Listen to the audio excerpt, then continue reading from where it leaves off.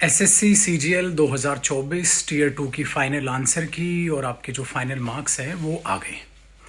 अब इसमें फिर से एक गड़बड़ और नज़र ये आ रही है कि एक स्टूडेंट को जहां आप टाइपिंग में 5% एरर बस अलाउ करते हैं, वहां आप खुद एग्ज़ाम पेपर जो सेट कर रहे हैं उसमें करीब करीब 7.77% जो है गलतियां हैं, क्योंकि एक शिफ्ट में 9 क्वेश्चन गलत हैं और एक शिफ्ट में 10 क्वेश्चन टोटल गलत हैं।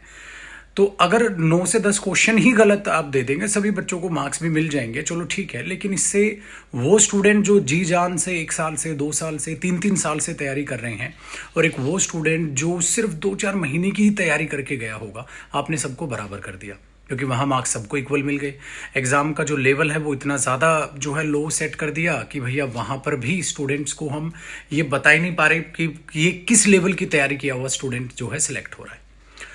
दूसरा, नॉर्मलाइजेशन ऑब्वियसली है, वो समझ नहीं आ रहा है नॉर्मलाइजेशन का किस बेस पर नॉर्मलाइजेशन किया जा रहा है, कैसे आप चीज़ों को लेकर चल रहे हैं, वो क्लियर नहीं है। अब स्टूडेंट्स और ज़्यादा कंफ्यूज हो गए, क्योंकि वो स्टूडेंट जिनके अब फाइनल आंसर की और जो है मार्क्स के बाद नंबर फिर ऊपर नीचे हुए हैं, अब वो फिर कंफ्यूज हैं। पोस्ट प्रेफरेंसेस पहले फिल की गई, उसके बाद ऐसा हुआ कि एक वो स्टूडेंट जिसको लग रहा था कि भाई मेरा तो इस पोस्ट पे हो जाएगा, जिस हिसाब से मेरे मार्क्स मुझे लग रहे हैं, उसने भरी, उस बेचारे को नंबर ही नहीं मिले, क्योंकि उसके नॉर्मलाइजेशन के बाद कैसे मार्क्स बढ़े हैं पता ही नहीं। किसी किसी के 30-30, 35-35 मार्क्स बढ़े हैं, किसी किसी के भैया सिर्फ 3, 4 या 7 मार्क्स बढ़ रहे हैं, बेसिस कुछ पता ही नहीं है। और दूसरा, 2 शिफ्ट में मेंस ऐसा हुआ कि 18 जनवरी और 20 जनवरी वालों की आपस में ही लड़ाइयाँ हो रही हैं। ऐसा लग रहा है स्टूडेंट ने जैसे सीजीएल का एक नहीं 2 एग्ज़ाम अलग अलग दिए हों। 18 जनवरी वाले, 20 जनवरी वाले, ऐसा स्टूडेंट्स वो अलग अलग हो गए। अगर काश ये एक ही शिफ्ट में पेपर करा लिया जाता तो ये कन्फ्यूजन भी दूर हो जाती। तो इतनी सारी खामियाँ हैं जो आराम से नज़र आ रही हैं, और एसएससी कोई छोटा मोटा बोर्ड नहीं है, बहुत बड़ा बोर्ड है। और एग्ज़ाम कंडक्ट कराने से पहले ये चीज़ें आपको भी नज़र आनी चाहिए थी, तो हमें ये चेंजेस क्यों नहीं मिले।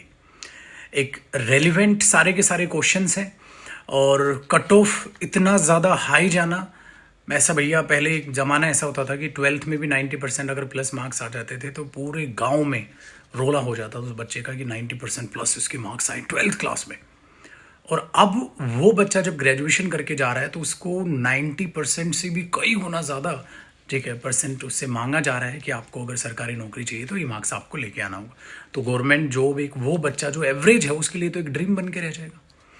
और पेपर का जो लेवल है वो इतना ज़्यादा लो आना, वो क्योंकि देखो सबको पता है एग्ज़ाम क्यों होता है। एग्ज़ाम इसलिए होता है कि वो सारे कैंडिडेट जो जी जान लगा के मेहनत कर रहे हैं उनमें से वो कैंडिडेट सेलेक्ट हों जो वाकई में जिन्होंने ज़्यादा मेहनत की है, वाकई में जिनके पास ज़्यादा नॉलेज है, वाकई में जो एग्ज़ाम का प्रेशर झेलते हुए कम समय में इतने सारे क्वेश्चंस अटेम्प्ट कर पाए, जो कि क्वेश्चंस अच्छे थे, डिफ़िकल्ट थे, हर टाइप का क्वेश्चन उसमें था। लेकिन अगर आप एग्ज़ाम का लेवल इतना ज़्यादा गिरा देंगे कि उसमें फिर सब बराबर हो गए, एक समान बच्चा, कम तैयारी करने वाला भी, ज़्यादा तैयारी करने वाला भी, कम मेहनत करने वाला बच्चा और ज़्यादा मेहनत करने वाला बच्चा, सब एक समान हो गए। और वहाँ तो ये हो गया कि ऐसा लग रहा है जैसे अब लॉटरी चल रही हो कि पता नहीं कौन जीतेगा, सबने सेम प्राइस पे टिकट खरीदा है, पता नहीं किसकी लॉटरी लगेगी। तो कुछ चीज़ें हैं जो बहुत बुरी हैं और उनमें सुधार वाकई में होना चाहिए।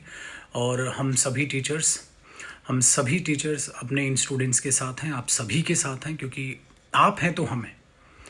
आपने सभी टीचर्स को टीचर्स बनाए हैं, महान टीचर्स बनाए हैं, आपसे ही हम हैं, आप हैं तो हम हैं।